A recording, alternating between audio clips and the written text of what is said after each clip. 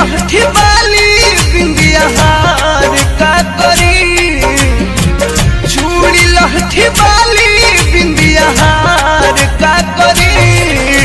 घर ही नहीं खपिया तो सिंगार का करी, घर ही नहीं खपिया तो सिंगार का करी।